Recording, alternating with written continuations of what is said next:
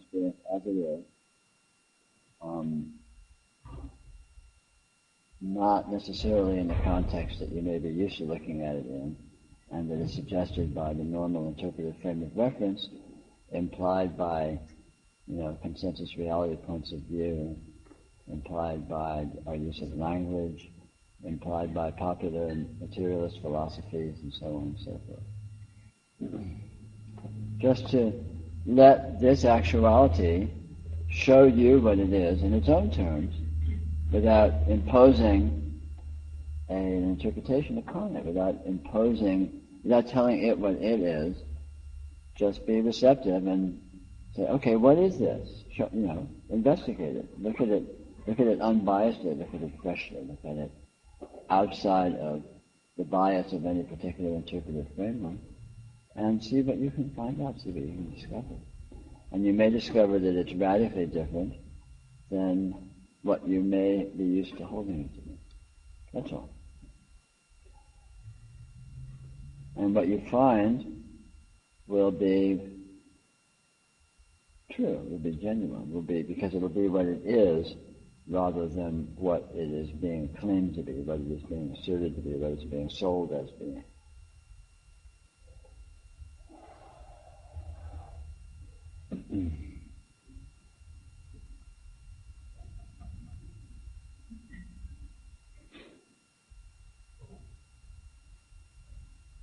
So how is it for you? Do you find you're able to look at this, to investigate this to any degree whatsoever, in any way whatsoever? Do you find yourself coming up against challenges or issues about it?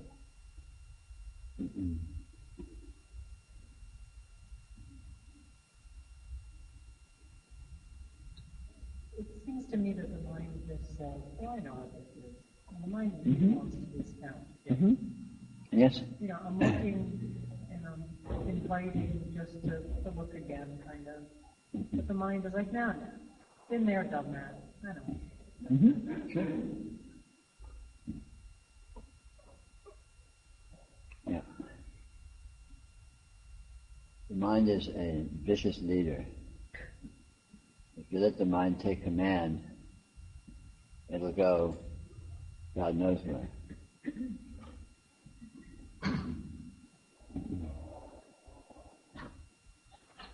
But fortunately, the mind mental events are relatively small in the context of the field of experience, which is vast. And so proportionally, it just doesn't have much weight if you let yourself notice that. So even whatever the mind is claiming, however tyrannical the mind may seem to be being in terms of it, poo-pooing things or asserting things to be a certain way and so on and so forth, it's like a little voice, like your crazy grandmother screaming from the back room of the house.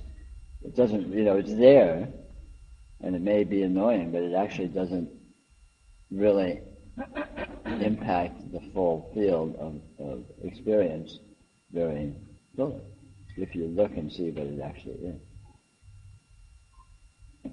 Of course, it's easy to lose proportion. It's easy to go completely crazy and just be lost in a mental perspective as if everything was that, which, in many ways is something like the human normalcy. But you don't have to.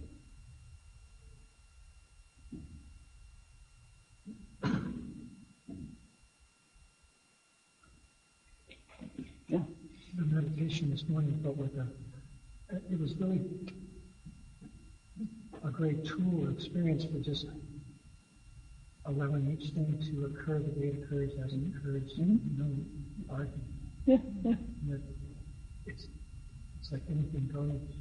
Free game. Yeah. And this is the point, is just to be with this as it is. You would just be with this as it is. Because it turns out to be very clearly displayed. It turns out to be very nakedly obvious. And the intelligence and perceptiveness with which you perceive it, proves to be very sophisticated, very subtle. You can assimilate a lot of nuance in what this is if you let yourself just be with it without bias, let yourself be with it without preconception.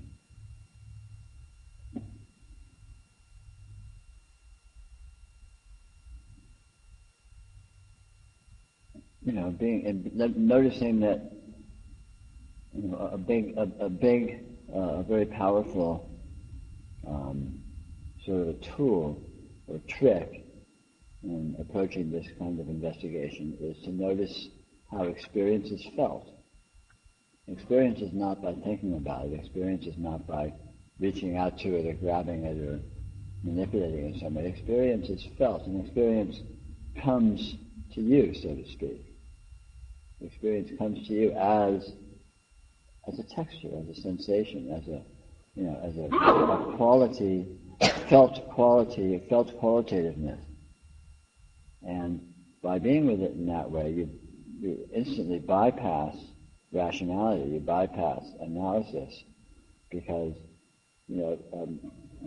calling it textural feeling, experiential sensation as textural feeling, textual experiencing, is very direct and completely, it's not analytical.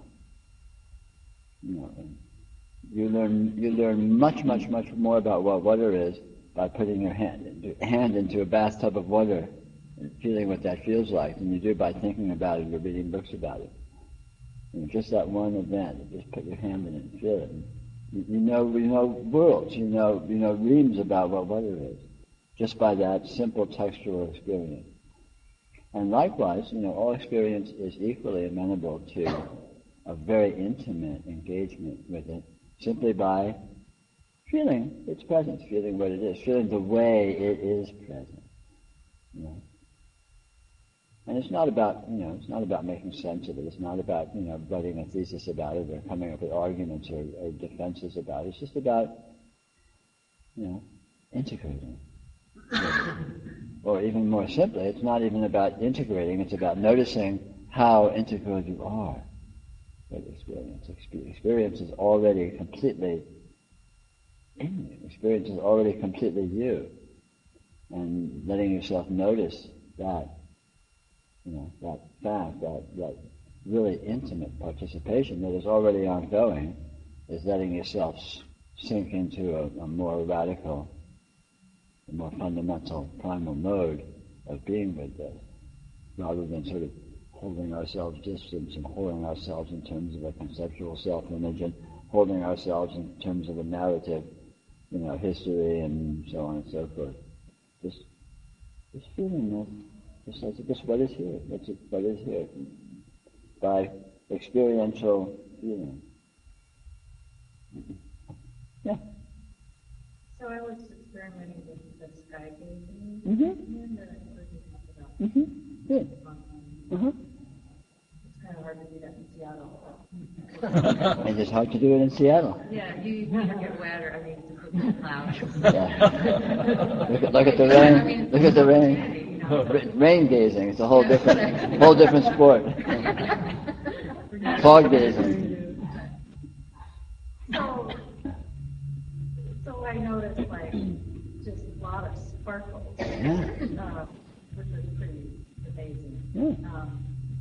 But then I expect why don't I have this big spiritual insight? Or I have these expectations Yes.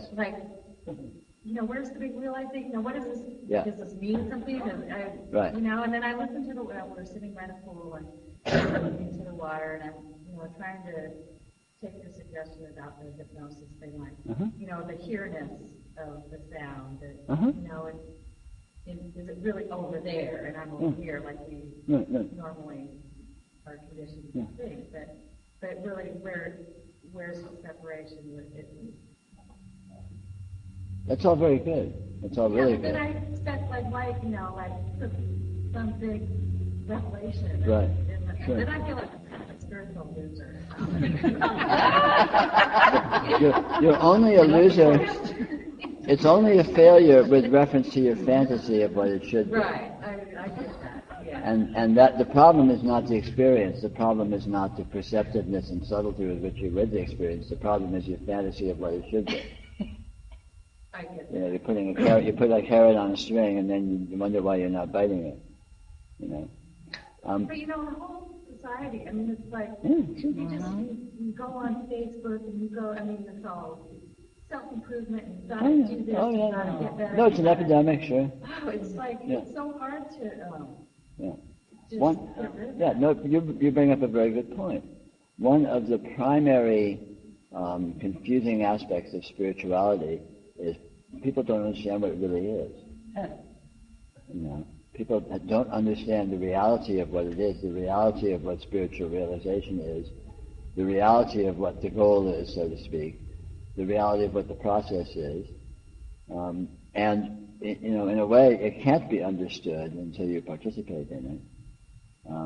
But it is certainly drastically different than anyone's conception of it. And so the trick is to just be with it and let it show you what it is. And try to be, you know, I mean, the mind may find itself going to goal orientation and expecting, having little fantasies about, oh, you know, I'm waiting for the angels to start singing or whatever, right? And that's cool, but that when that happens, that's happening. The mind is doing what it does. It's thinking thoughts and having fantasies. It always does, right? But just stay with the presence of the experience. And what you described yourself doing is really to the point. It's really intelligent engagement. It's just being with it and outside the context of expectation of interpretation. It's not like, well, I'm sitting here looking at the sky. It's just like, huh? What is this? And then just let it be whatever it happens to be. And that is really right on the money. That is exactly a really good engagement, a really good yoga.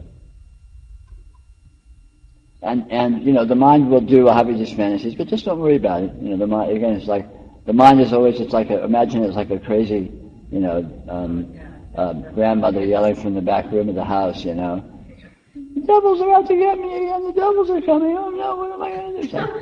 Oh, it's just grandma yelling. You know, because our minds are crazy. Our minds are essentially have no proportion, and so these thoughts are just continually just coming out randomly. You know, sometimes innocuously, sometimes really annoyingly insistent, but it's never about anything. And the trick is just because you don't need to shut your mind down. You don't even need to ignore it. Just look around it, because again, when the mind is happening, it doesn't impinge on the field of vision. They coexist sort of in different dimensions or different bandwidths, you might say, whatever, right? Obviously, we can't specify exactly how that is. So even though the mind is active, it doesn't impinge upon vision. So you can still be, or hearing, and so on and so forth. So you can be with these kinds of investigations, regardless of how agitated the mind is. And again, as you're actually with this kind of a textual investigation, let yourself sit with it for 10 minutes or 20 minutes or a little while. You'll feel your energy settling, and you'll feel the mind settling a bit. And it won't shut up entirely. Yeah. I did notice that. Yeah, you know, you sort of settle into that mode and become sensitive to it. Yeah. But what you're describing is extremely good. That's really great. I mean, that is very efficiently productive. Just to feel experience as it is, and really feel this intrinsic dynamism of it, this intrinsic sparkliness of it, this intrinsic spontaneity of it, the aliveness of it, which is completely irrational. I mean, it doesn't make sense. You can't say what it is or how it is, but it's palpable, it's actual, and it's vital. I mean, what you're feeling is literally the life force. You know, whether you suppose it's subjective life force or objective life force of the universe. I mean, whatever, right? Who cares? But nonetheless, it's all the same thing. So, so this is really good. This is really good. Keep it up. Yeah. So, I feel like I'm at this point where,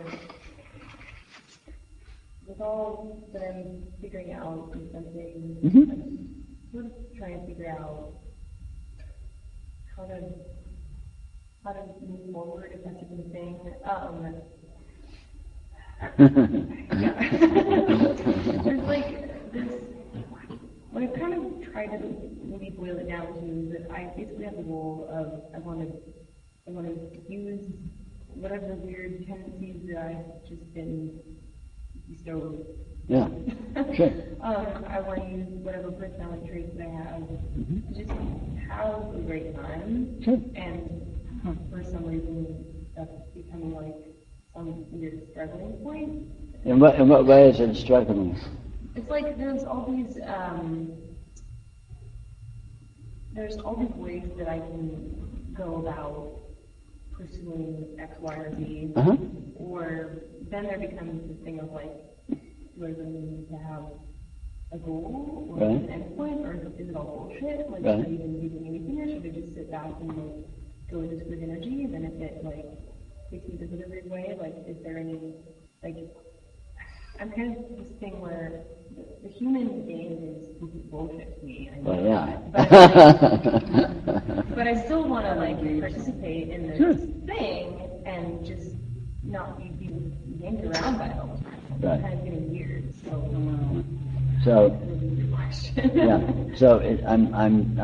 I'm trying to sort of pull out of that what you're talking about in terms of a challenge or what you're bumping up against that seems to be any degree of an issue.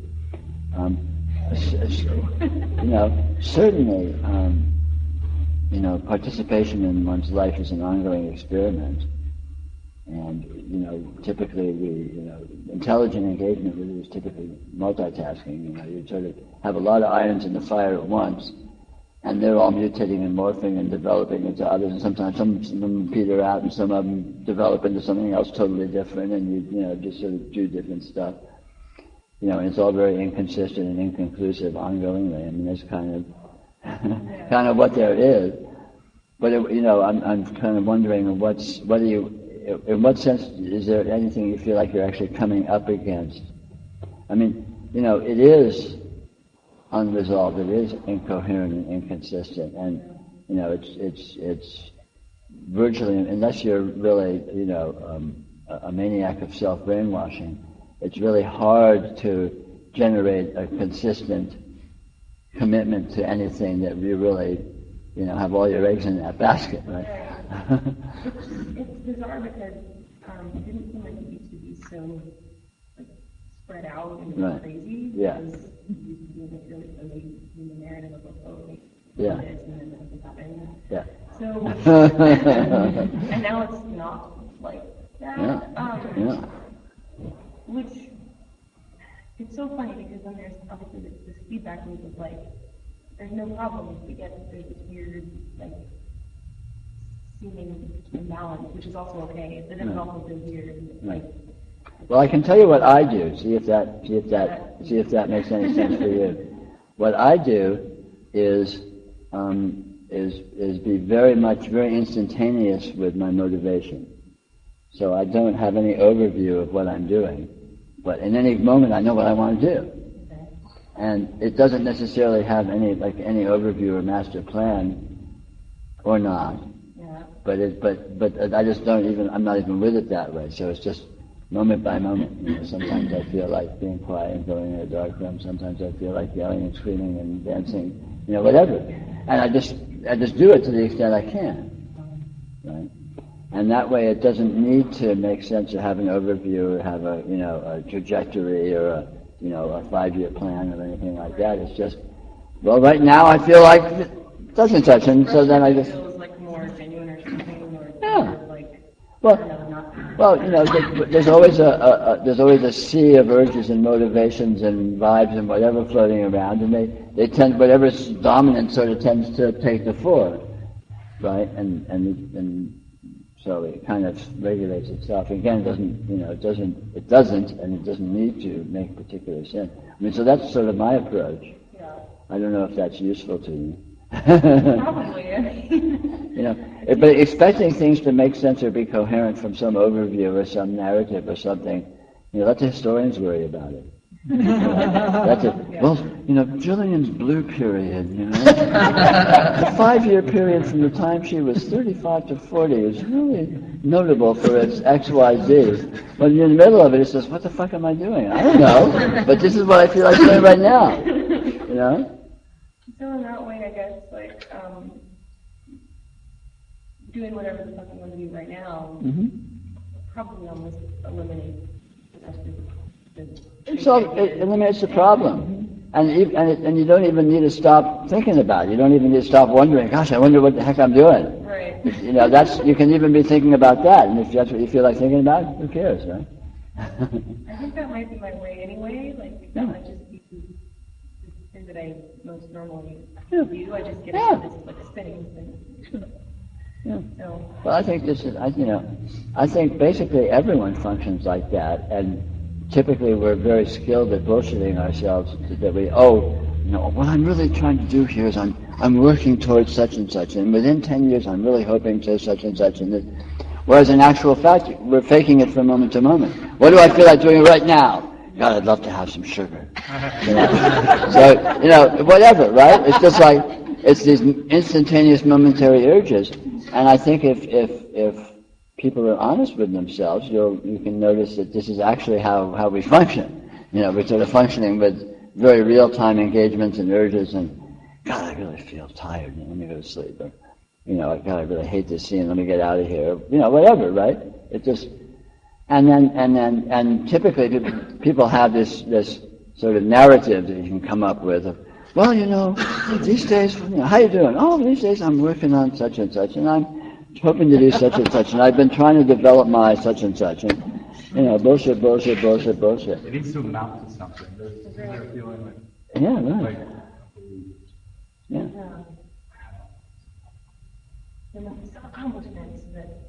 Yeah. Well, even the urge to pay the bills is something that happens in the moment. Like, you might think it's... Yeah, or not. But I mean, really, in the moment, like, that urge, even though you want to go have sugar, the urge to pay the bills may be like, I really need to pay. So, therefore, that's, the moment, even though you think you're doing it because you have to pay the bills for your long, functionality or whatever. But...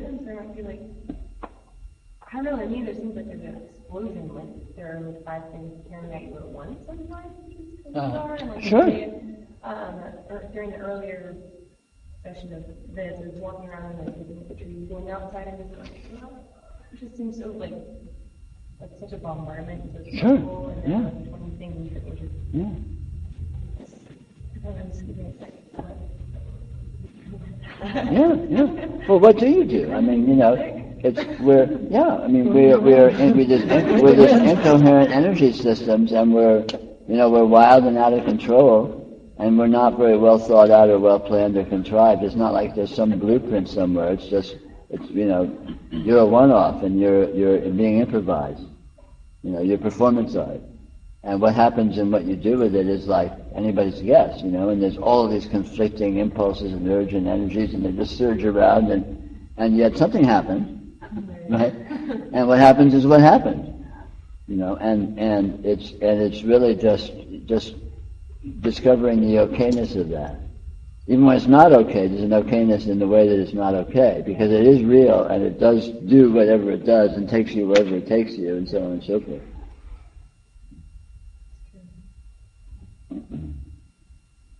Yes? What you said something just a little bit that reminded me of a question I've had for a while that I wanted to ask. That it's about quote unquote motivation. You said something just a minute ago that it's a form of craziness if people have a master plan. Right. In the first place, I think it's crazy. You can't maintain it, that would drive you crazy. Sure. But I do have a question about, I often do, think, well, why did they do that? Why did they do that?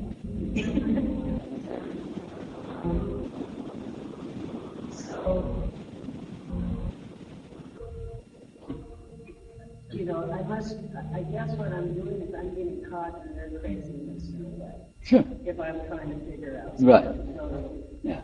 In any kind of relationship. Yeah. They don't know what their motivation is, so how can you? I mean, I know what my motivations are by after the fact. I can look at what I did, and I can guesstimate what I wanted to do by what I did, But I don't know why I want to do it. It's like an urge, Why do I want to eat sugar? Why do I want to be quiet? Why do I want to talk? Why do I want to lie down? Why do I want to yell? In a sense, if I'm looking for something like that, it's like trying to watch a movie or a drama, and which is not real at all. I mean, soap operas, Shakespeare, all of them are built on establishing motives or action. Sure. And it's supposed to make a pattern of sense.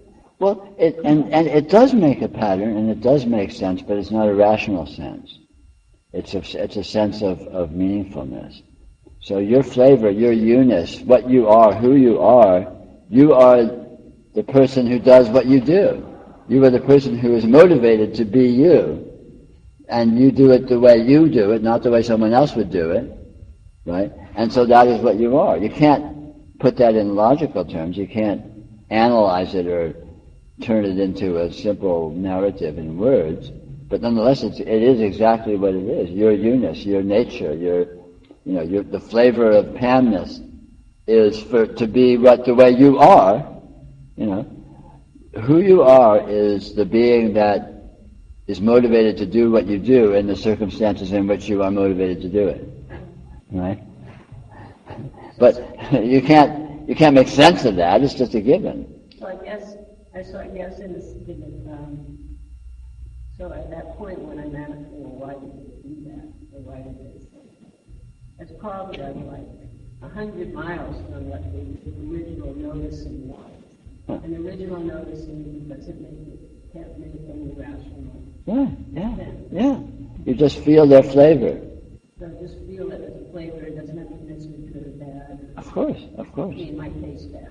Yeah, whatever. I mean, you may have a tendency to judge, to experience it as good or bad, but that's just another energy that's showing up, and you can notice that. But it doesn't make that anything other than just the fact of the event itself. Motivation is very, very interesting because, we experience all sorts of, personal motivation in terms of our engagement and our participation in what we do, but everything there's motivation. The sun shines. It's motivated. You could say it's motivated to shine. You could say nature is to shine. A mosquito's nature is to buzz around and try and bite you. Broccoli's nature is to lie on your plate and wait to be eaten. It's just everything is doing what it's doing. Everything is being what it is. And as these very functional life forms that we seem to be partially, and we can look at why do I do what I do? Why because there are motivations. I don't just say there's motivation to breathe. There's an intrinsic motivation of the heart to beat. There's motivation to look for food. There's motivation to find entertainment. There's motivation to look for value in various ways or meaningfulness in various ways. So whatever. And trying to qualify these things and make a list of them is, of course, absurd. But there's an ongoing, constant sort of a, seething pot full of sort of urges and motivation and sort of energy that just sort of, surges and it makes waves and bounces against itself in this conflict, and it's just continually very dynamic and very there. And every now and then a surge comes out strong enough to show up as something that is, observable in some way, right? Like, a surge to drink water gets strong enough that I actually reach for the glass, I mean, and this, we all, this is all really obvious. Everyone knows this. You feel this in your nature. A constant sort of a rainbow of dynamism of reactions and flavors and something puts you off, or something is interesting, or something is just weird, and so there's a constant sort of a dynamic being pushed and pulled and being responsive to different flavors and different qualities and so on.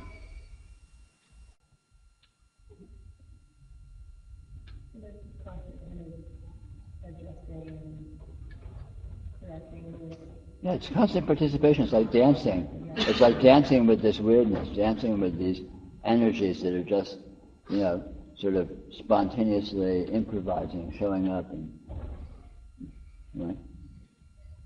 Yeah, I mean, the nice comfort is there's no final state. So I was like, oh, okay, whatever. And there may or may not be a final state, but it's its problem. Right. Because it's not giving us any hints. Yes? I used to be really highly motivated. Mm-hmm. Now my motivation is just more of kind of dealing with the fact that it's all bullshit. Mm-hmm. Sure. And then it's like, it's really fun to play with because okay, something is at play here that's doing it, whether I'm doing it or not. Mm-hmm. There's this kind of weird dynamic of just letting it do me, this thing, and then knowing that I'm this thing that is participating in this bullshit. But I don't know, the more that you see this bullshit, it's kind of like, well, instead of go to these 5 things that I'm used to, absolutely make sure I was going to get done in a day or something, it's kind of like, wow, that would be exhausting. I think I'll just sit here. It's like, and I mean, it's fun. And then all these people who know this other aspect of my being are like, wow, aren't you going to do this, and you could do that, and that. And I was just like, like even Facebook exhausts me. And they're like, well, you could, and if you do this, and if you do this, and I'm like, who cares? Sure. So. And I know it's me who's deciding whether or not, but is it really? I mean, because I'm just handing it. I mean, I asked for instructions, and it seems to have heard. This instruction of do the minimal to the maximum. Yeah, sure, whatever. Yeah, I mean, we're with our energy the way we are, and that shows up as the way we're with our energy, and we participate with it the way we do, and it has no rhyme or reason or consistency or pattern, and it may be a certain way for a long period of time, and then all of a sudden it may be different, or whatever, right? Well, and it's always weird, which is my ultimate goal. Well, that's the common denominator, right? That one's easy. Yeah. You can check that off the list. Is it weird? Yep. That's a given. You got that down. Yeah.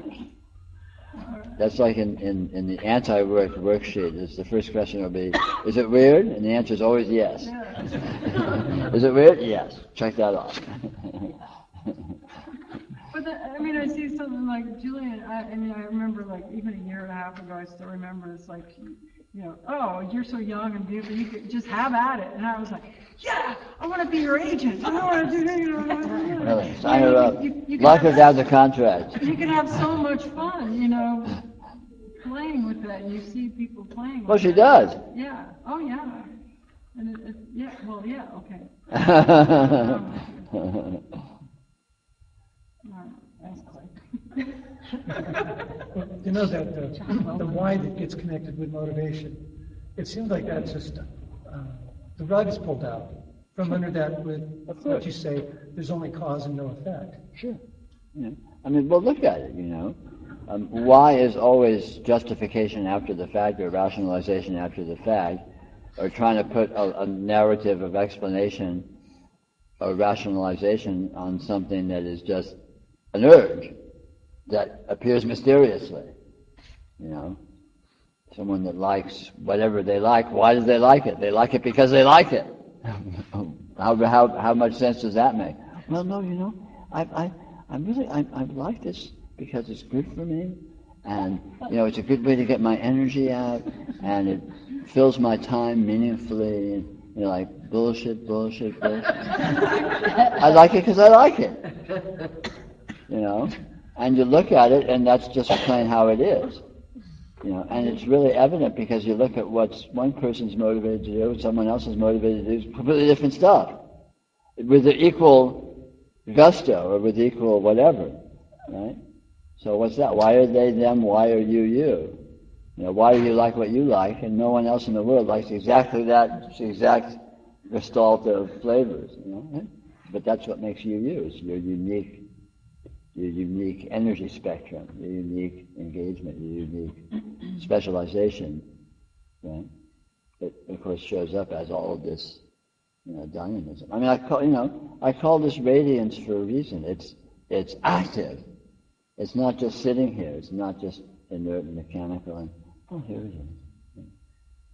It's not like that, is it? It's an improvisation. It's a drama. It's performance art. Everything is. Experience is that. Everything is, experiential characteristics are showing up dynamically. Reactions to them are showing up dynamically. Urges and motivations to engage in various ways or to avoid engagement in various ways are showing up dynamically. Everything is like jumping forth. It's a constant, it's like popcorn. It's always going. And to me this image of radiance really fits because it's just, it's in your face. It's unstoppable. It's absolutely dynamic and alive and vital and spontaneous and, continually refreshing itself and changing and moving and so on. Yeah. So these ideas I have about preference, that I have a preference, is just a con that I'm running on myself? Or Well, it's a description. It's a description of those urges just Of course. arise. Sure. Yeah, I mean, because it's one of those interpersonal things that you say, well, it's just my preference, and people back off. But, you get in trouble when you try to ascribe particular meaning to why those preferences arise, because that's just narrative, ex post facto, whatever, blah, blah. Yeah, but I mean, you're in trouble already when you're trying to explain anything to anybody with any meaningfulness, unless you're just a really good bullshitter. Right. because you can't, really. That's why, for me, a lot of times it's just a shortcut. It's just, well, that's just what I wanted to do. Well, of course it is. And then pretty soon you just have people around you that know that you're going to say that, and so you don't have to explain yourself anymore. Sure. Yeah, whatever, Right? I mean, anyone that demands explanations is shallow to begin with, because they're really naive to suppose that that's meaningful. I had a friend when I was in, we were in medical school, and she went on to become a psychoanalyst, and I'd ask her something. This is before she went on. I'd say something to her, and she'd say, well, how did you get to that? And I said, well, I thought of this. Psychoanalyst, hello. And she was so interested in that. So how do you feel about your father? Yeah. Why did you do this? And I could trace my, loose associations, but who cares, right? Yeah. I thought it was weird. Again, it really, it gets down to being with what it really is, and it's really just these emerging flavors, these emerging energies, these emerging vibes that are dynamic and vital and dance with each other and on a continually dynamic, changing basis. And it shows up as what we experience. It shows up as our motivation to participate in various ways. It shows up as all this, and it's all very inconsistent, very dynamic, and very spontaneous, right? And it changes midstream. It changes instant by instant. It's continually morphing. I want to know. Yeah, and and it's inconsistent. You can have 1,000 motivations at once that are completely conflicting with each other or divergent. Just what it is. It is what it is, as it is. And all we can do is play catch up. It's not like you can be controlling it or steering it or getting a handle on it or making a sense. It's always like, what just happened? What just happened? Well, I guess that's most of the aggravation in my life is when I start to think I can control it, or Of course. I should control it, or Of course. somebody else tries to control it. Of course. Because I really don't like that one. Because you're setting yourself an impossible challenge. Right. Of course it's frustrating. It's so much, when you let things be what they are, when you just relax and let go, it's so easy and satisfying, and actually ends up being more efficient and more intelligent Right. You actually are more functional when you're loose than when you're tight. You know, so by not trying, you actually achieve. And by trying, you actually get in the way of achieving more. Right.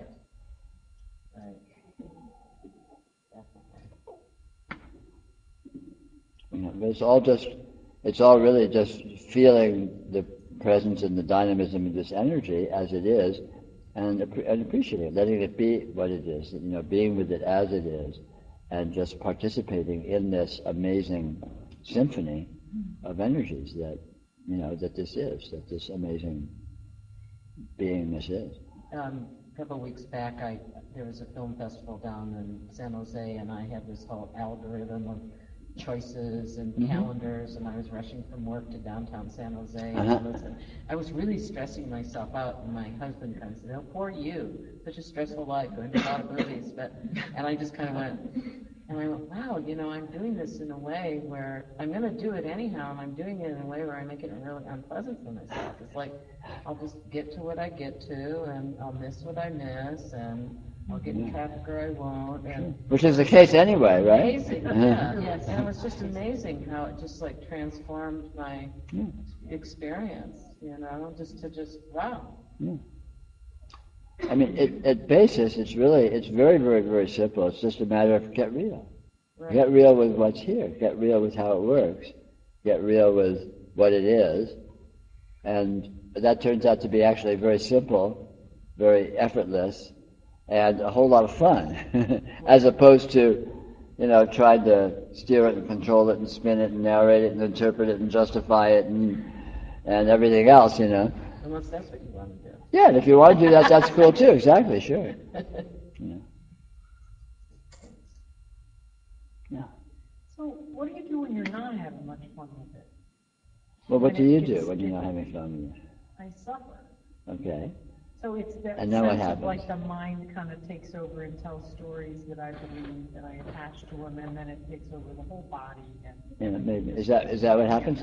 If that's what happens, then that's what happens. that seems to happen. Yeah. What's to be done? Well, there's a lot of options. To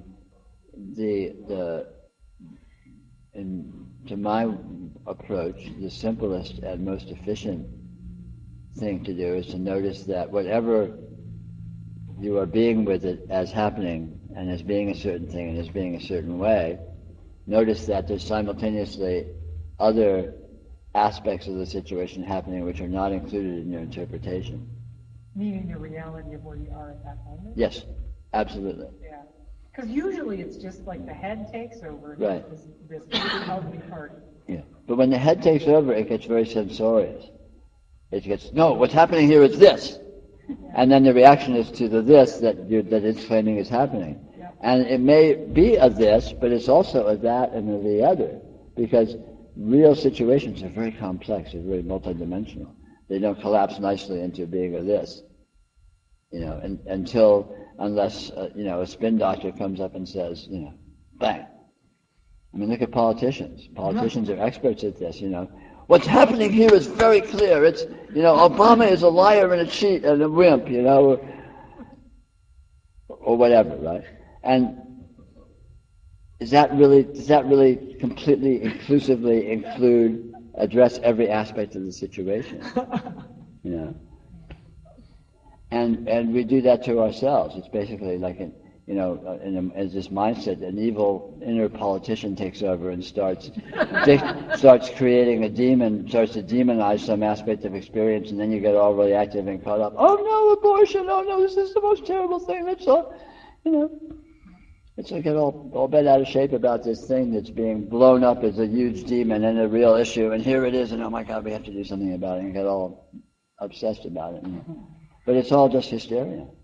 Yeah. And then if you look at the actual situation, it may include elements that support the interpretation that's being a bugaboo, but there's also going to be other elements present which diverge from that dominant interpretation, and some of them will diverge radically and extremely from the dominant interpretation. And if you can let yourself notice that's the case, so notice that real world situations are are very non-integral, very what's the word? Incoherent. They don't have a simple coherence of just being a simple thing. They're complex. They're subtle. There's multiple aspects to them. There's multiple flavors. There's multiple strands of whatever, right? Always. And so you notice the richness and complexity and inability to be abstracted as a coherent, simple thing. As real world situations are not like that. They're rich and complex and subtle, and you never really know what they are. And they're already changing and morphing, and they're dynamic and certain elements are coming up and certain elements are receding, and it's like watching the clouds. It's like saying, what shape is the cloud? Well, you can't answer that question because the cloud's going like this, So what shape is it? Well, at any given instant it's the shape that it is, and it's already something else because it's moving, And real world situations are like that. But the mind denies that and says, no, this is this. And then you react to the this that the mind is claiming it to be. And that is fantasy. It's not real. It's not the actuality. It doesn't seem to help either. You were talking about that sort of spontaneous response to things. Yeah. It doesn't help. Like the mind can go spinning out, and yet what I notice is I still spontaneously respond. Of course. It just it just adds another element of complexity that you have to somehow accommodate, even as you fail to accommodate it successfully. It's just another complexity. Whereas just letting go, I don't know what's happening, I don't know how it's happening, that's very easy. And it's actually kind of fun, because you're not responsible, but you're still free to participate. And you're not even responsible for your participation, because it's just, hey, it's my nature, it's my urge, I want to do this. How can you challenge that? It's not wanting to do something is not logical, it's not reasonable, it's just a fact. Or not wanting to do something, or whatever, right? So individual participation is just, doesn't need to make sense, doesn't need to fit into a justification or an interpretation.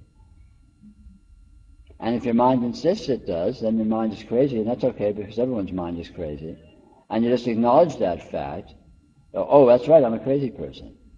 And so then the fact that the mind's going, wait a minute, stop, it's not it, this is, you've got it all wrong, don't do that, it's like this, it's like this.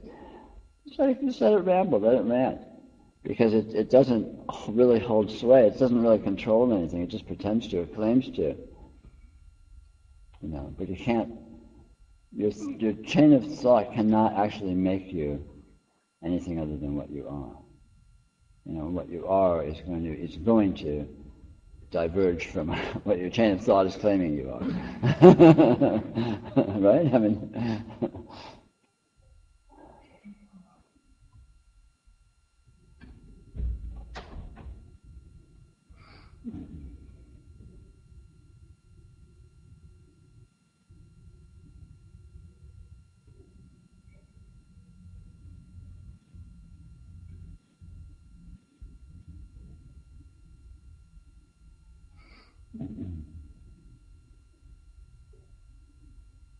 But again, just feeling what's happening in the moment, just feeling it. Address all these issues we're talking about, every single one of them are completely addressed and included in simply just feeling the moment. You feel your state, you feel your urges, you feel your motivations, you feel conditions as they present themselves, you feel your participation and reaction to them, and it's just this again, it's like watching the clouds morph in the sky. It's just a continually changing dynamic pattern, of participation. And it's always like that. It's just you here now, you being you, and it's not like you're watching it at a remove, but you watch it by feeling it in real time and by participating with that. As you do, as you are, just in terms of what happens spontaneously. Yeah. It's like you're going right into intelligence and just be in the dance. Yeah, and you're not even doing that because you already are doing that. It's really noticing that is the case.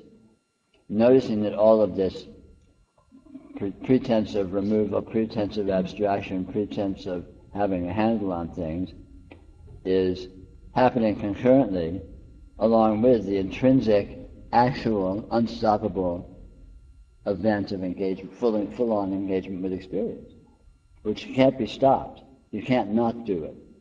You're already doing it. You've always been doing it. You can't not do it.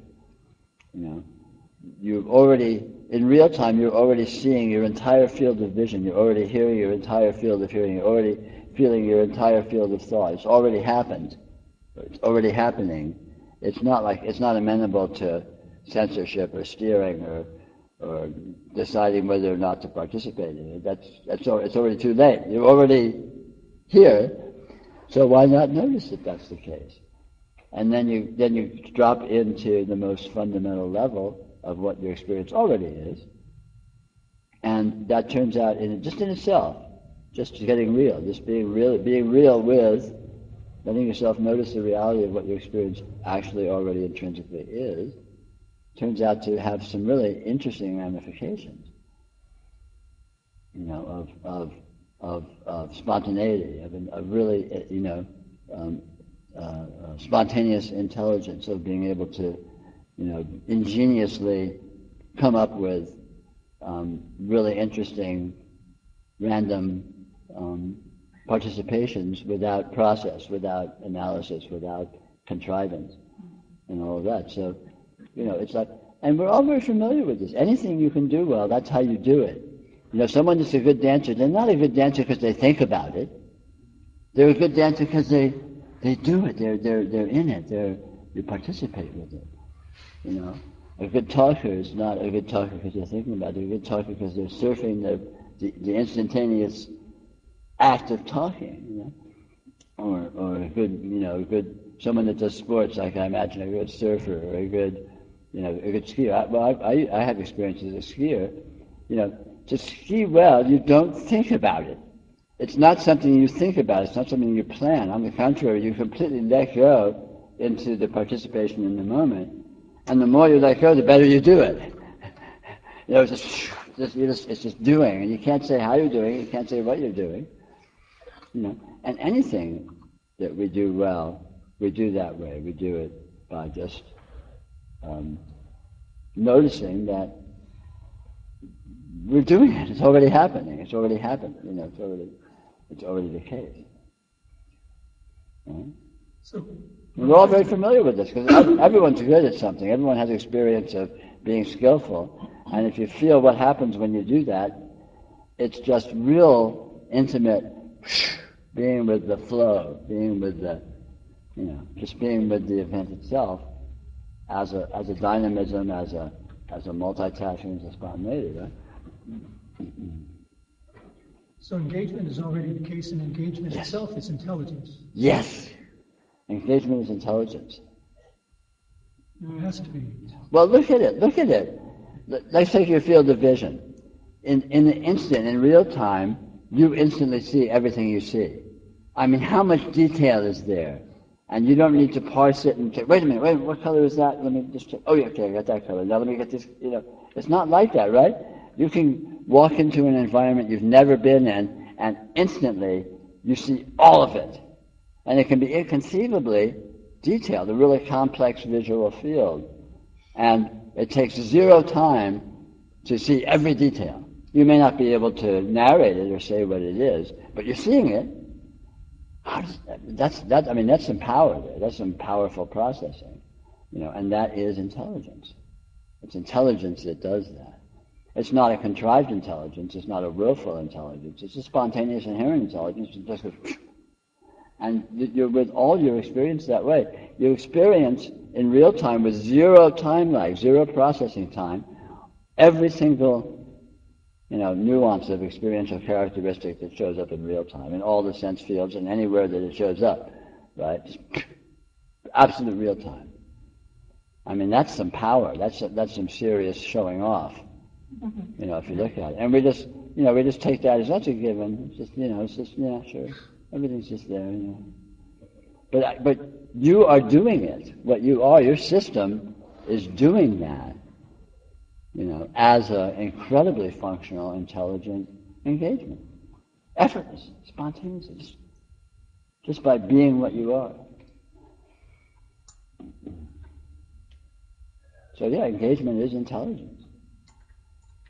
And the perception is intelligence.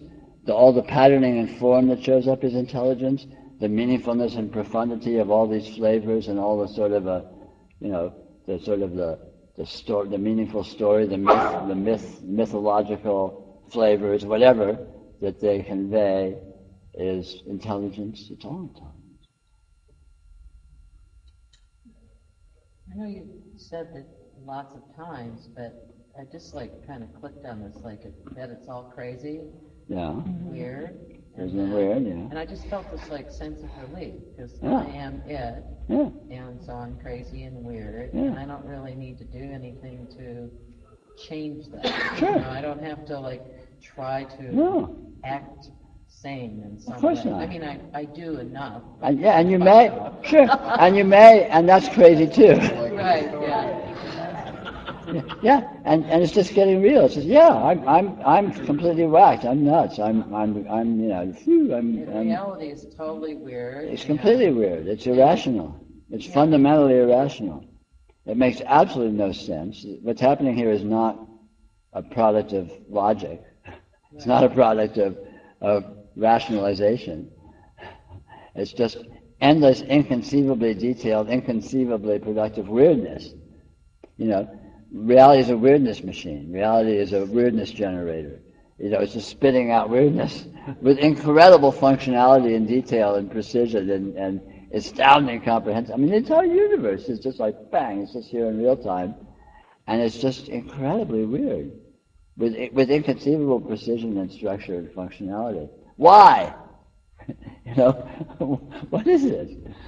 It's weird. Yeah, it's weird as hell. And yet I'm in this business of talking to people when they kind of cross a line that goes beyond. I mean, a lot of times I'm reassuring people that whatever they think is totally weird and unique isn't. Then every once in a while, it's man, you might want to keep that to yourself, But it's so it's okay to want to shoot everybody. Yeah. Just don't carry a gun because you might get popped. But wanting to do it is fine. Right. Exactly.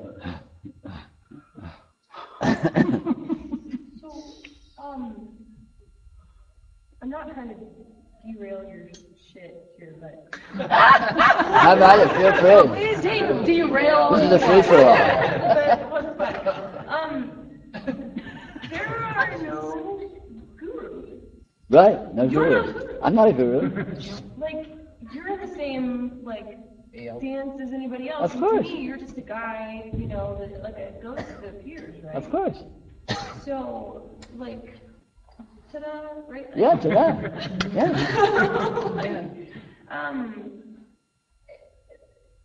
It's there are no, as soon as you can ask a question to yourself into this whole thing, it can just, it'll spit back whatever it wants to. Yes. And then you just go with that, right? Sure. And, I mean... There's no authorities. There's no gurus. You're just there talking about it. I mean, I have an obsessiveness. I have an obsessiveness to have my attention directed at really being as radical as possible with my experience. And all I do is share that, and anyone that shows up with my sharing, obviously, hopefully has some interest in that, but that's all it is. I'm just a weirdo doing my weirdo thing, and if you're here participating in it, if you want to be with this, then in some sense that's meaningful or valuable or interesting or something to you, and that's all it is. It's not like it's any big deal. I mean, if it is a big deal, it's a big deal because it's a big deal. It's not a big deal because of me. I'm just a schmo. I'm just hanging out and sharing my observations. Pretty good show. So my experience has been I just tagged along with this guy, and weird stuff happened to me, and I I was like, oh yeah, this guy Peter, cool guy, says some big stuff. Sure. And But you can't say what happened. I didn't do anything. no, and it keeps scratching my head like, what do I call this guy? Yeah. You know, and it was stuff. And where are you going to right now? Is he a guru? I'm like, well, no, I guess. Shit, I don't know. But it becomes this thing of like, experience has all the answers. Yes. Experience has all the answers. And anything and everything that shows up in experience is just experience as the answers. Yeah. And it can look like people or situations or problems or enemies or anything. And yet that is both the question and the answer. Yeah. That's the dance. And nothing in particular is anything. No particular person is anything. It's just they're just random conveniences for all of this weird meaningfulness to be enacted. It's like free association. It's like Rorschach blots. Everything that you see is just a Rorschach blot as a convenience for you to free associate on it, to explore your meaningfulness, to dance with your energy. Like terrorism. Yeah, totally. Anything. Sure. Yeah. But the power of it, the meaningfulness of it, comes from what it is, Right. not from any particular manifestation or person or situation or structure or organization or anything. Yeah, it's all weird, and the way things happen is weird. I mean, the whole spiritual engagement is endless weirdness, and it's not like you can make sense of it. I mean, my spiritual history is completely bizarre. When I was a kid, there was this friend of my mother's that I liked hanging out with because he was a really interesting guy. I don't know why he was interesting because I couldn't get a handle on him. He was not like anything and not like anyone else, and that was fascinating to me. And I hung out with him. Unfortunately, he seemed to allow that or enjoy it or something. I mean, he was cool with me hanging. I mean, I was an annoying 20-year-old kid, right? And here's this, this mature guy. He has a wife and kid, and but I would sort of come around in the evening and hang out and drink with him, and he was like, okay, come on in, let's hang out. And as a result of being in his company, I had some really, really weird experiences that just completely blasted me. I can't say he did anything. I can't say he's the cause of it.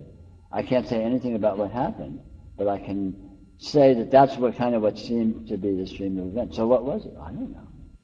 But these, whatever. I mean, you can just sort of euphemize it all different sorts of ways, but it's an actuality. And so that's the nature of this spiritual stuff. You can't pin that down what it is, but it can have a kick, and that's the fun. That's the fun of it. It's for real. It can have an impact. It can have a kick, and you can't say what it is or why it is or anything. But the kick doesn't come from anyone or not. The kick is built into what this is. The kick is built into what you are, to what we are. And the trick is just to find yourself in a situation where it reaches critical mass or whatever. I mean, God knows what. You can't say. You can't say what happens or how it happens or why it happens. But yeah, there's no gurus, no authorities, no nothing.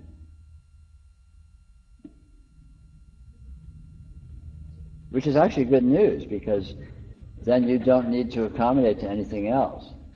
You can just follow your bliss, follow your muse. You're the authority. You're the power source in your universe, and so check it out. But you're free. You're free, so you can participate in any kind of a scene you want, but you don't need to be dependent upon it. You're not getting anything from it. You're not stuck with it.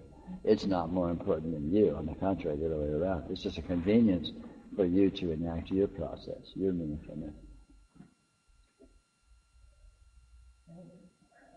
Don't thank me. I didn't do anything.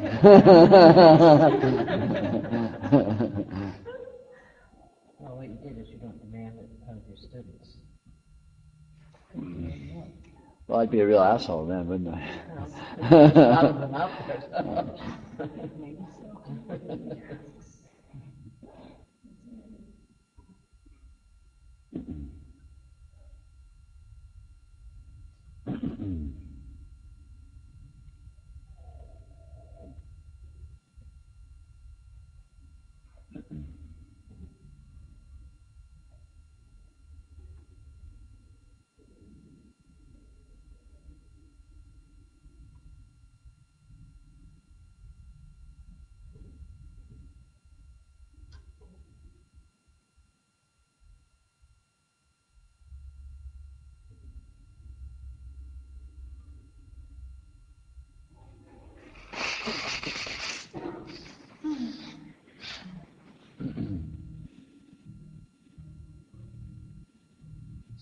accesses as a feeling your experience.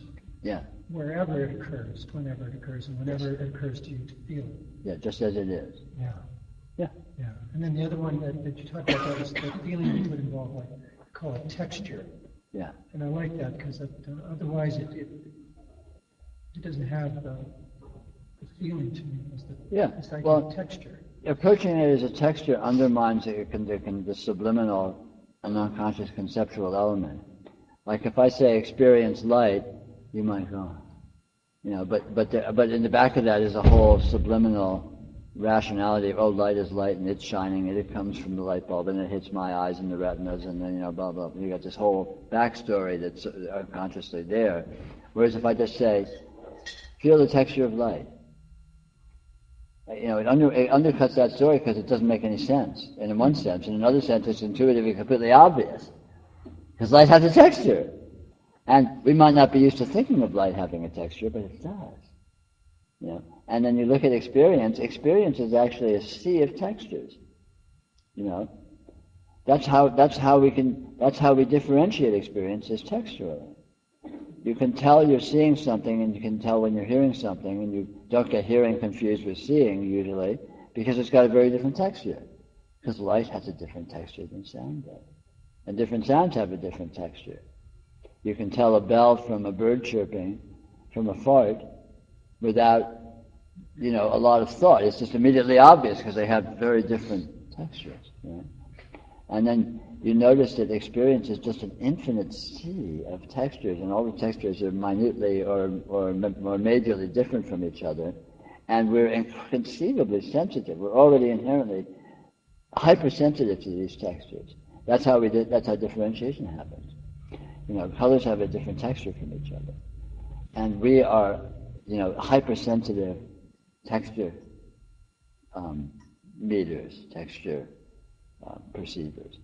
So you can effortlessly, instantly, with zero effort, spontaneously perceive minute differences in color, minute differences in sound, minute differences in thought, minute differences, And the way that happens is by the texture of the experiential energy, experiential characteristics, or as I call it, the radiance. And it presents as a sea of infinitely differentiated textures. There's not a finite list of textures. It's not like, there's 100,027 textures. It's not like that. There's infinite textures. It's like a number line. Between any two textures is another texture, and between those two textures is another texture. And so how many different textures you can find? As many as you want. There's no limit. Because there's, the radiance appears infinitely differentiated within itself as all of these different textures. Literally infinite. It's like how many numbers are there on the number line between 0 and 1? Infinite.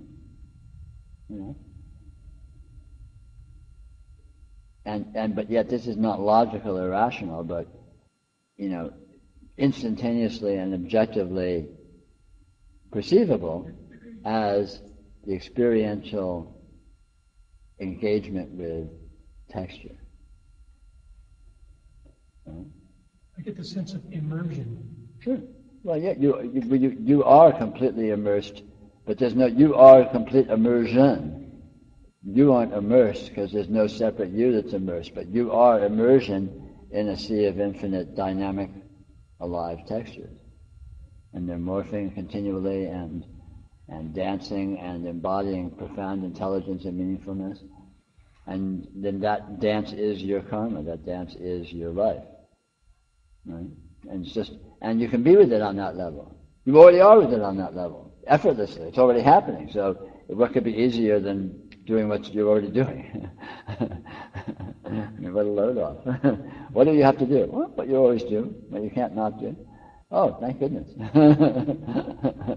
realize now that I've been thinking of feeling texture and everything as a me doing all that. Yeah. But I'm part of that texture. I'm the experience itself. Yeah. Yes, exactly. You are. Look and see.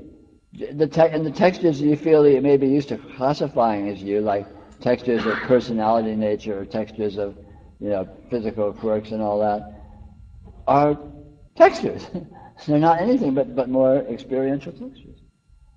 That's all there is. There's no you. There's just it. There's just radiance. There's a sea of infinite textures. Right? You can see. And it does itself, so how convenient. You're off the hook.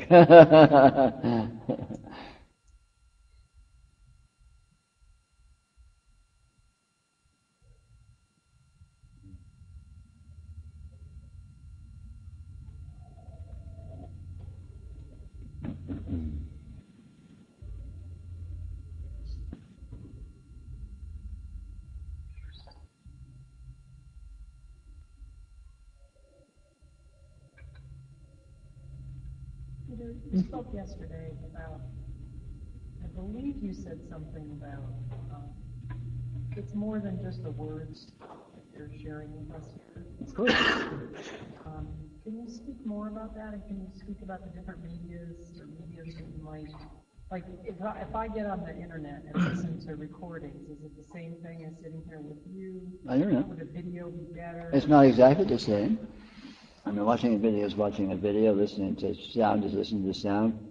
Being if someone full environment presence is what it is, and it's not really amenable to analysis. You can't pick it apart or deconstruct it. So I can't say. But it's clear that, I mean, like we were talking about earlier, in any event, what you describe as going on is always very, very, very partial. And what's actually going on is always much, much more than that. Mm-hmm. So when you're talking with somebody, you're also seeing them, you're seeing their body language, you're feeling their vibes, whatever that is. I mean, you're smelling them, there's no way of cataloging the participation in the engagement, right? And most of it, ultimately all of it, but certainly explicitly most of it is irrational and not, deliberate or conscious or nameable. What's it feel like to be with someone? I mean, this is a very interesting question, It brings up the question of psychic phenomena or psychic participation. Look at someone and feel what it feels like to be with them. Feel what their flavor is. And look at someone else and feel what it feels like to be with them. And you will be astounded at how different people feel. And we all know this very intimately, but we may not be used to, consciously acknowledging it and exploring how explicit it is. There's a profound immersion or engagement with the qualities of an energy system when you're with that system. And most of that engagement is irrational and non-linear and blah, blah, blah, so on and so forth. So, and when you're with someone, when you're in an exchange with someone, when you're in an engagement with someone, there's all of these different dimensions, whatever they are, that are in play. So, there's no way to deconstruct it or make sense of it or analyze it or, make a list of what's happening. It's just swimming in the ocean is different than swimming in a pool. Why? Infinite reasons. But it's immediately obvious that it's the case. And being with you is very different than being with someone else. Why? It just is. It's obviously the case. Different flavors, a different milieu, a different gestalt, right? Different textural spectrum. I mean, we just sort of make up bullshit to try to classify it. So again, it's a matter of being with the actuality of what an event is without needing to get a handle on it or make sense of it or deconstruct it. Because ultimately you can't. There's been the experience of, sitting with various teachers. Uh-huh. Shit happens sometimes. Sure, yeah. And it's like, what is that? Well, what is it? Always a good question. Is it the teacher? Is it the water? I mean, yeah, what is it? And have you ever been able to answer that question? No. Yeah, it's a mystery. I mean, it's like what we were talking about with Jillian a few minutes ago. I mean, gurus and teachers and all this stuff. It's like it's real easy to have a sort of a simplistic idea of what that is. But when you look at what really is going on, if anything, it's just a big question mark. It's a big mind fuck. It's like, what's happening here? Is anything happening? I don't know. What do you think's happening? I don't know what's happening. You know? And yet, it's not nothing necessarily, right? I mean, you know, stuff can happen. As you say, shit happens. And the important thing isn't to make sense of it. The important thing is to surf it. You know, if you're gonna participate in these events, you know, make them a party. Get maximum bang for your buck. Whatever that means, right? And you don't need to know how to do it, and you don't even know what you're doing. You don't even know after it happens how it happened. The point is to dance the dance and really, be with it. It seems like it comes back to partly though what you were talking about last night, and that's the experience out there and the experiencer here, they come together. Yeah, sure. So is it really that the experiencer, the seemingly separate person out there is actually doing something, or is it? Of course not, because again, all of that's too simplistic. You can't actually analyze things conclusively into those kinds of models. Because again, it all just is a gestalt. It unifies as an amorphous event. You know? I mean, here's you, here's me, here's the environment, here's everyone else, here's the moment, here's the astrological situation of the moment, or right, whatever, the feng shui field. I mean, God knows what, right? It's all right here. Can you make sense of it? Can you pull it apart? Well, you're over there and I'm over here, and you know, you have your history and I have my history, and there's an interaction of our different educational streams. It's like, what is that? You know, what's really happening? I don't know. You know, you can't know, but you don't need to know. You do, and the doing already happens just by the fact that you're here. You know, and you can never make sense of it. You can never rationalize it. You can never pull it into a coherent narrative. I mean, people do. That's what we do when we talk. You know, well, I was at this retreat the other day, and it was really weird. Such and such happened. It's a story. Yeah, great, but that's not the event. That's just a pretty story that claims to be about the event. So you can't say what's going on.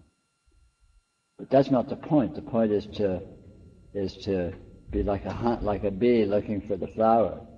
You know, you don't know what it is you're doing, but you have to give it some participatory sense of doing it, and some sense of moving towards or dancing with value. And then you don't need to make sense of it, and you don't even need to know whether you succeeded or not. The trick is just to be in that dance, and you know, shit happens or not.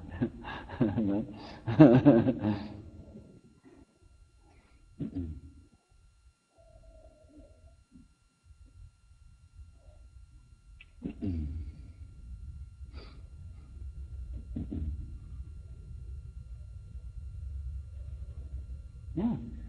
I think I used to be expecting to see things solid, but since I've been seeing things vibrate so much, so I don't expecting that anymore. And now lately, I started seeing the overboard. You know, if I stand on the street, the entire street, everything is vibrant. You know? And also in between, somehow I feel like in between there's patterns and moving, waving. Yeah. There's certain kind of pattern like a square or whatever. I don't know. It's kind of weird. Me too. It's weird. It's a weird world we live in.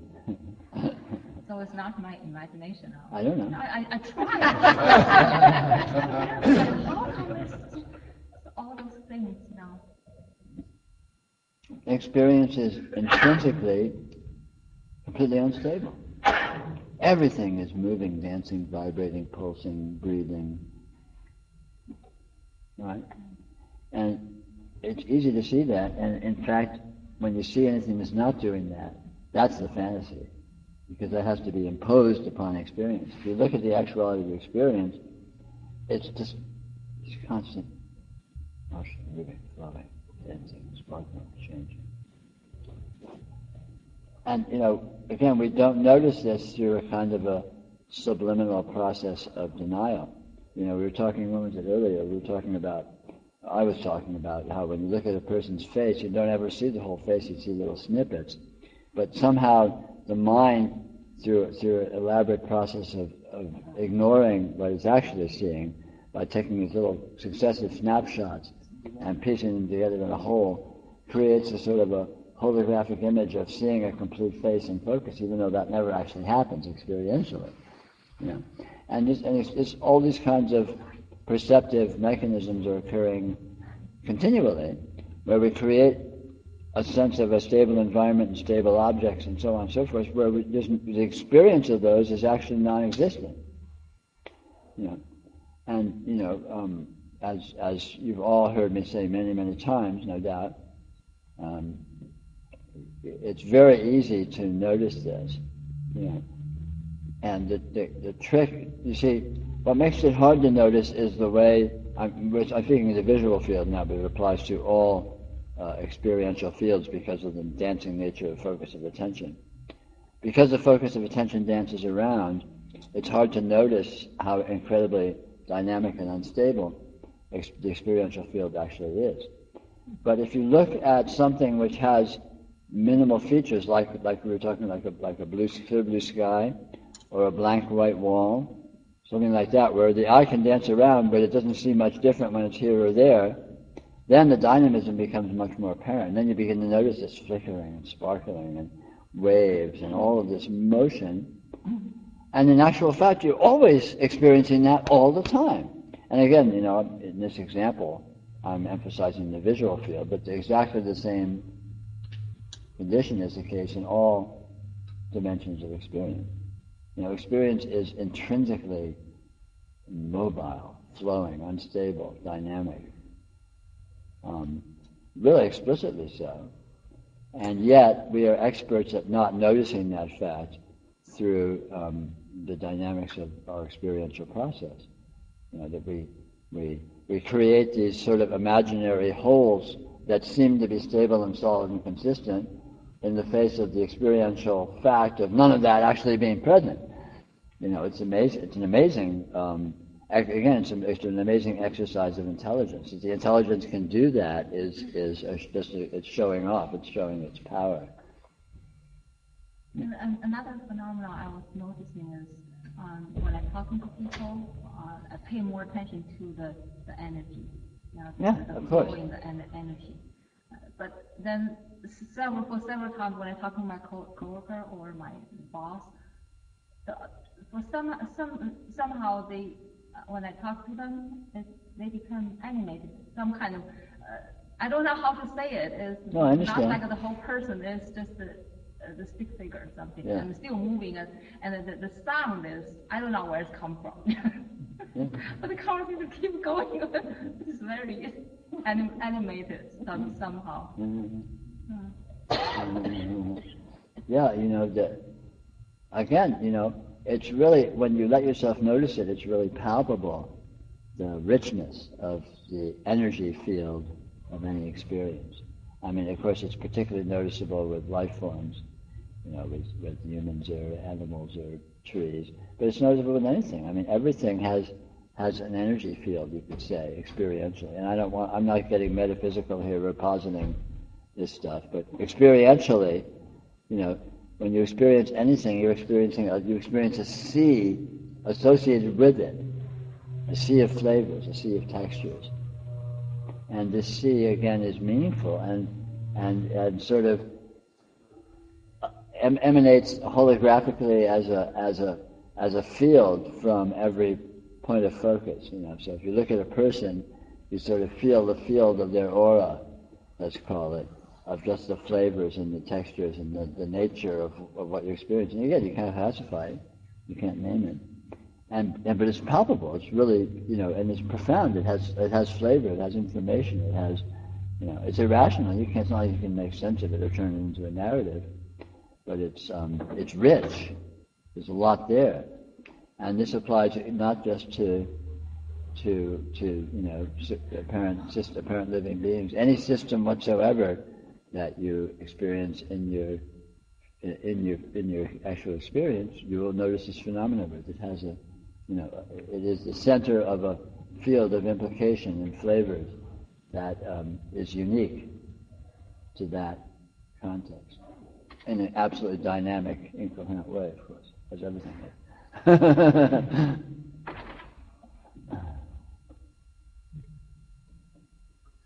So I get the sense that experience is like vast, infinite, complex, and at the same time, it must also be incredibly simple. Yeah, because it's elaborations of one thing. It's infinite ramifications of one thing. And the way in which that's so is irrational. So I can't really talk very well about it. But,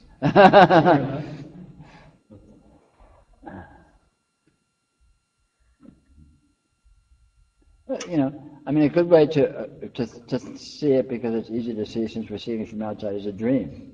A dream can be really complex and subtle and rich, and all different sorts of elaborations that are very different and complex can seem to present themselves, and yet it's just one dream. It's just a dream. It's just,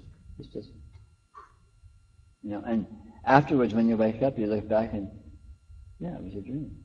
It was the dream that it was. It showed up as all of this richness and complexity and all that, but there was no actual richness or complexity there. It was just sort of a field of implication that gets elaborated by intelligence, by interpretation. And likewise, it's one can say, or I should say, it's one aspect of experiencing this. The entirety of reality, the entirety of your being, one flash beyond space and time, and all of this is the implications of that. All of this is the echo of that. And that makes sense to you or not, but that's not an issue. But yeah, this is one thing, and all of this inconceivable, this infinity of differentiation and infinity of elaboration and infinity of presenting itself as all these differences that are different from each other, infinitely differentiated, literally infinitely. Like if you look at the characteristics that present in the field, just even the field of your vision in one instant, it's infinite characteristics. How many colors are you seeing right now? You couldn't possibly list them. You couldn't possibly. You look at one person's T-shirt. How many colors are there? It's like, the numbers of shades of red in your T-shirt it couldn't possibly be cataloged, right? And it changes as the observation changes, as slight shift of the head. All of a sudden, everything, it's just infinitely dynamic, and that's just one field of vision, and every other portion of your experience is equally infinite in terms of its difference. So all of this incredible difference from itself, but it's just one thing. This radiance, this that is here, this substance, that presents itself as all of this differentiation. It presents itself as infinitely different from itself, and yet it's all just the same thing. Like a dream. A dream is just one dreaming, but it presents itself as all this difference without any actual difference being present. You wake up and nothing, all this differentiation wasn't actually there. It just was a presentation as that.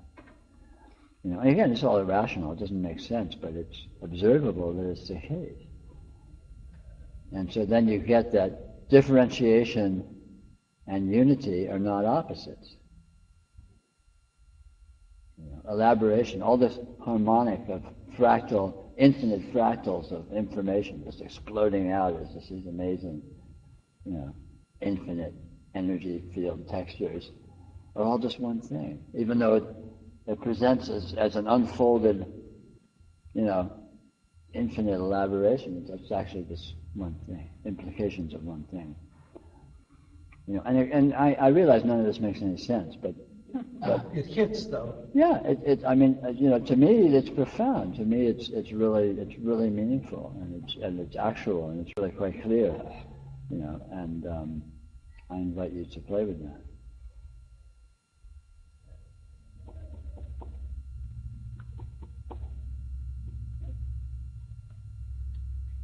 It's 8:30. You guys want to go on for a little while more? You want to knock off? How are you feeling? You can hang out for a little while more and then take off, or we can, Yes. This is only the start of the second day. Early days yet. We're just ramping up. The fun hasn't even started. The shit has not hit the fan. It's just poised in front of the fan, moving in slow motion towards it.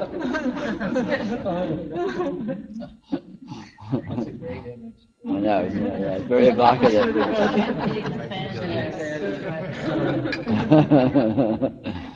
Well, we just decided, Peter, that the shit is just an anagram for this anyway. Nice, very nice. Well done. Just Well an done. anagram for what? This. Oh, yeah, of course. Well done. Yeah. That's the official mantra of the retreat. This is about to hit the fan.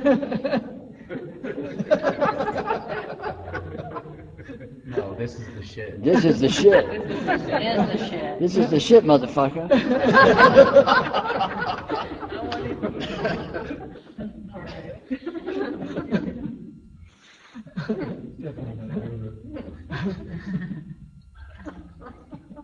I guess that's just a fan.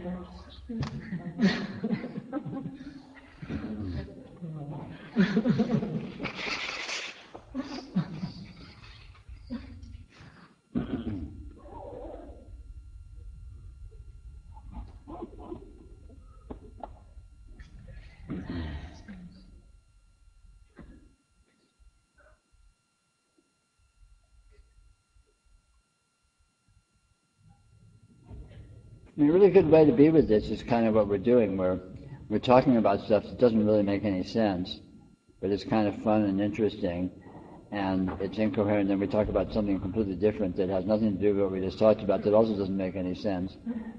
And so after a while, you just sort of hear, just sort of, what? And that sort of poise of, I don't know, but here it is. And that's a really good mode. That's a really a good mode for this yoga. Just interesting. I find, although the explanations are and reasons are overblown, that sometimes, like, I'll do some art classes. I'll have students say, well, figure out what your curiosity is and be able to describe why. Because if you don't ask why, you kind of stay superficial. Like, for instance, I like the slats that are behind you, because when I just sort of, for a number of reasons, I love my gaze sort of just be elusive that they start vibrating. Also, if I look through them, they start doing sort of that guy thing. It's sort of like going, I mean, I get a good trip on them, and the more that these reasons actually drop me into deeper as opposed to being, Yeah, absolutely. Absolutely. I mean, reasonableness and rationality and, using that as a vehicle for exploration is, of course, an exercise of intelligence. So it's profound and potentially very fruitful. There's nothing wrong. There's nothing that's like, oh, don't do it that way, do it this way. Anything whatsoever, any mode of engagement is a potential mode for intelligent engagement. And the important thing isn't the medium of engagement. The important thing is the intelligence you bring to it. Right. So asking why mechanically is not the point. Asking why intelligently is the point. Or not asking why intelligently can be. You see what I mean? So it's any form is a vehicle for intelligence, and it's the intelligence is important, not the form. Yeah, it's more like a springboard. It's not the reason. Yeah, springboard. It's the springboard and go and close. More. Sure. Yeah, it can be. Yeah, absolutely. Yeah. And especially, as you say, if you use the springboard to jump back into experiential actuality rather than to jump into further abstraction. When you start using words, then it's really easy to spin off into more words. and then the words are the answer to the words, and it's just yeah. Yeah.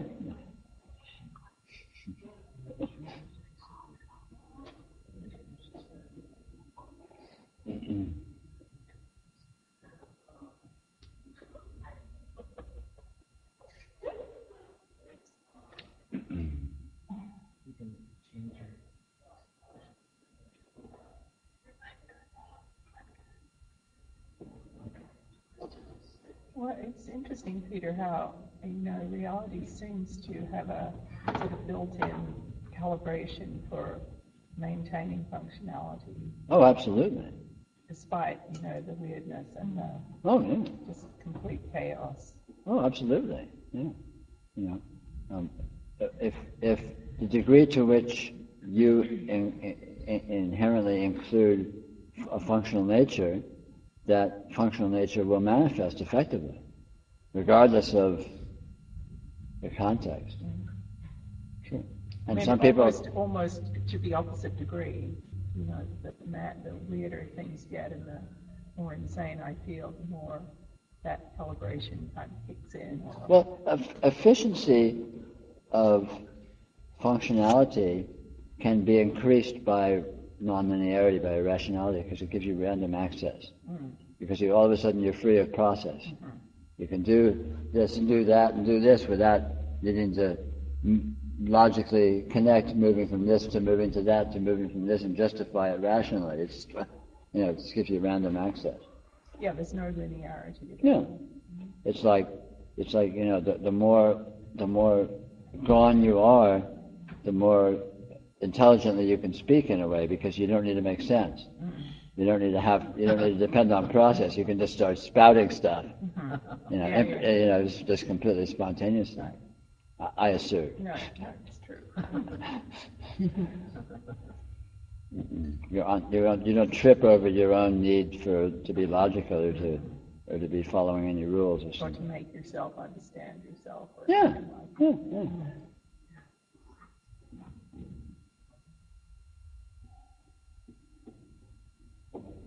And all functionality is actually direct energy engagement anyway, so it never does make sense anyway, even if you're used to thinking of it as making sense or existing in the context of logic to any degree.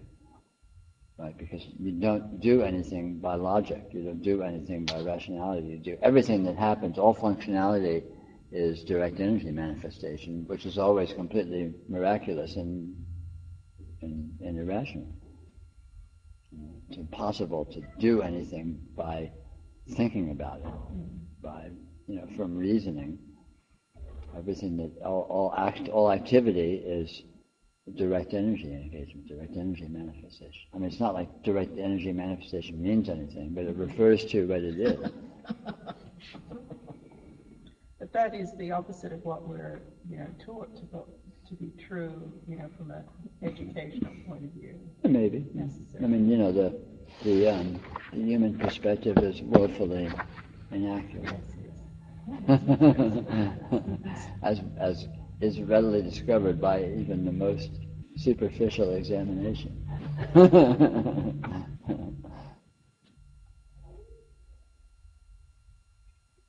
That seems to be where a lot of suffering comes from. Yeah. It's this idea that you own your functionality. Of course, all that. For it. Yeah. All suffering comes from inaccuracy. Suffering comes from the degree to which your interpretation of what is going on deviates from what's actually going on. Right. And generally speaking, if you have any kind of interpretation at all, it deviates a lot. so interpretations are the short path to suffering. Good bumper sticker. So a true don't know mind wouldn't suffer. Look at it. How could it? What would be the basis for the suffering? Because suffering is always a subliminal reaction to a narrative, to an interpretation. You interpret things as being a certain way in fantasy, and then there's a fantastic in fantasy holding it to be that way, and then reacting to what it would be like if that was the case. You know, it's like, oh, woe is me. I'm in this horrible situation, and it really sucks. And right? But the whole thing is bootstrapped up out of interpretation, out of fantasizing that things are a certain way, and then that you are a certain way, and so therefore you have a certain reaction to the certain way you're imagining things are, and the entire thing is just solely in your imagination. Like what you said before, you miss huge pieces of what's actually there. Things are too incoherent to collapse them and to know what they are, to know what's going on. What's happening in any situation, you're engaged with it, you're in it, but you can't say what it is. It's too, amorphous. It's too incoherent. And your reactions to it are too amorphous and incoherent. And they're already happening in real time. So you don't need to abstract it and get lost in this whole soap opera oriented around interpretation. Even though that's the normal human mode, maybe, you don't actually have to do that. And the discovery that you don't have to do that is, check it out. It's really a load off. We'll see. Yeah, check it out. So Peter, could you talk a little bit more about the observing? We think ourselves as a person, so whatever comes to our mind, we grasp in it. And right. I think that has something to do with me. Right. Or if there's any emotion or whatever, you think it's like something. Right. So could you talk more about observing as energy and? You mean as a way of bypassing that, or what? Not really bypassing that. It's like we observing what is happening and see the energy and instead of the interpretation. Right. Well, I mean, this is the thread that we've been talking about all evening, right? Is that what's happening is an actuality, and it is a very strange, nonlinear, incoherent actuality that you can't ever get a clear idea of or description of anyway. And when we pretend to get a clear description or idea of it, we make a stick figure, we oversimplify it, and then if we react to it as if it was that, we're reacting to a fantasy. So we're just basically crazy. We're lost in, we're reacting to a fantasy as if it was real, and we're a crazy person. But when you look at the actuality of event, the actual, call it energy presence of the field of experiential characteristics, you see very clearly and very obviously that it's just too incoherent, it's too amorphous, it's too much information to collapse into any kind of coherence, idea or statement or description or anything. It's just, what do you do with that? It's like asking the question, what shape is the ocean?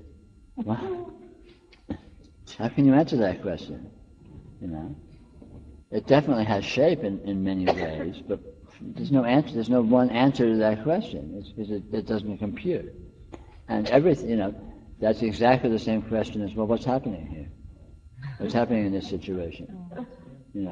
It can't be answered. It's too, it doesn't collapse into this or that in any simple sense. It's amorphous and complex and multidimensional and dynamic and unstable and it's inherently indeterminate anyway. So it's fuzzy. It's like it's both this and that simultaneously. It's not just one coherent thing.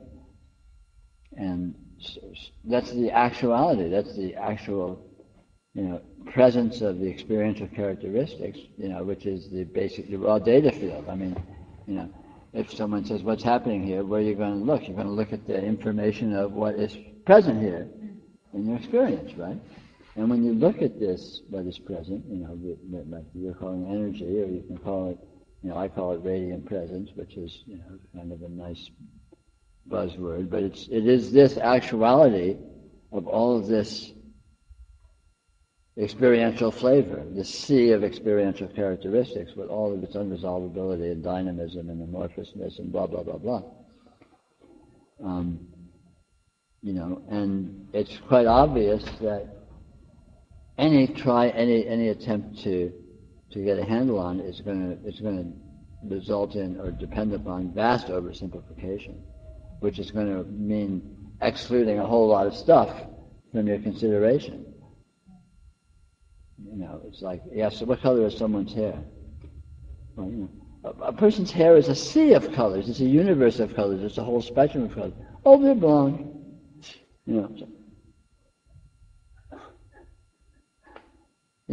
But no two blondes have ever had the same color hair. Oh, they're blonde. They're all blonde. Like oversimplification. And any interpretation, any narrative is exactly like that. It's such a gross and grotesque oversimplification. The actuality is so rich and so multidimensional. Just obviously, it's so blatantly obvious that it is. So that interpretation also colors it, shapes it. Of course. So that indeed they are just seen. Yeah, maybe. It can be a kind of auto-hypnotic censorship. Any kind of fanaticism is like that. And really any belief system, any interpretive system is essentially fanaticism. Like any kind of extremist, an extreme right-wing person or an extreme left-wing person or extreme religious fanatic or extreme this or that. It's like, no, things are this way. Of course they're this way. Look and see. Everyone knows it's this way. If you look, you'll see that things are this way. It's undeniable things are this way. So go out and do whatever, right? And it's like, and they genuinely may believe that, because they're expert at not observing evidence to the contrary, right? But consciousness is very interesting because it's so amenable to suggestion. It's so amenable to these interpretive frameworks and partializations. And there's a pragmatic quality to generalization. Oh, absolutely, it can be. Because of our proclivity for semantic energy, semantic information exchange, we try to collapse this incredible open-endedness into little bites that we can throw at each other in sound bites. But again, that whole system induces an incredible inaccuracy and partialization. And if you're not aware of that, it can confuse the hell out of you. Witness the world situation in our culture and so on and so forth. Mm-hmm.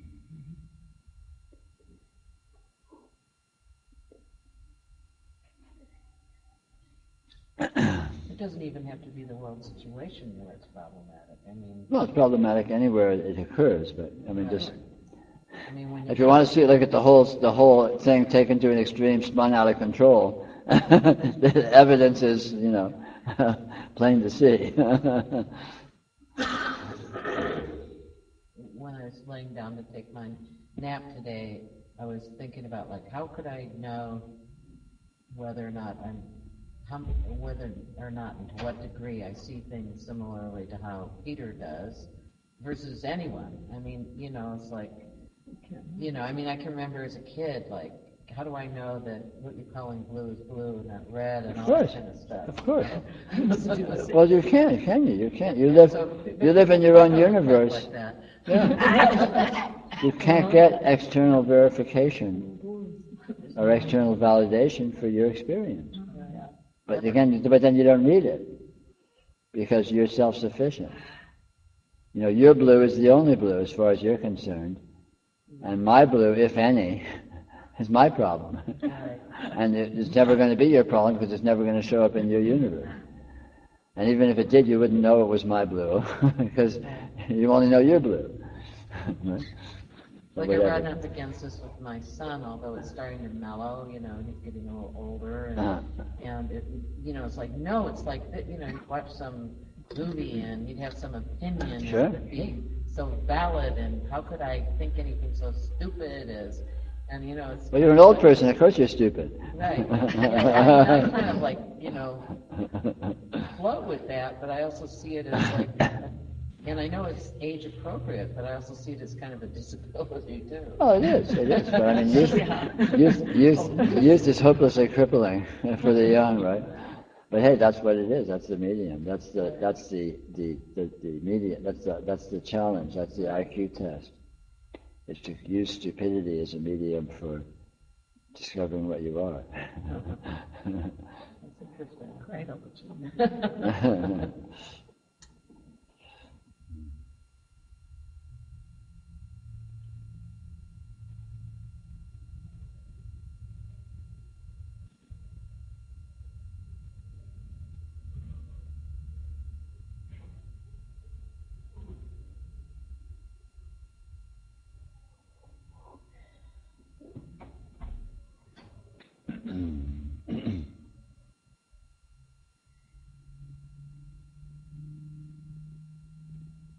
Well, this feels really nice. In my opinion, we're settling nicely into this yoga, settling nicely into the point of this retreat. And it feels good to me. It feels right on track.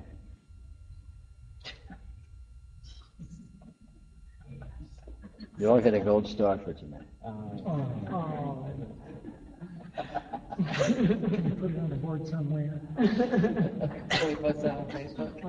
Yeah, put it on Facebook. Yeah, metaphorically speaking. Stamp it Yeah, right post it on on Facebook. the I got a gold star tonight. And you can take a selfie. That's right. Stars on Mars. Yeah, and then put it on Facebook. Anyway, it's about 9 o'clock, so why don't we knock off and get your beauty sleep and get some downtime. And, just sort of be with all this, mull over all this weird stuff, and, there's more to come. Good. The weirdness never ends. Who's this guy, Daryl?